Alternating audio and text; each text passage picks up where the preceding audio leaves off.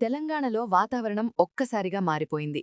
ఉదయం పూట కాసేపు పొగమంచు కనిపిస్తున్నా 10 గంటలకల్లా సూర్యుడు సెగలు పుట్టిస్తున్నాడు.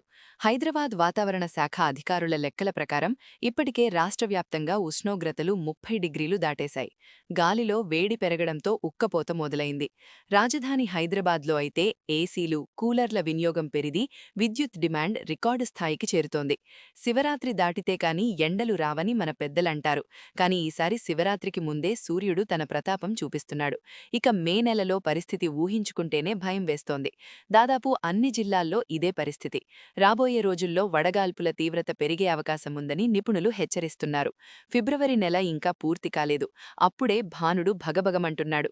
అసలు చలికాలం ఎటుపోయింది?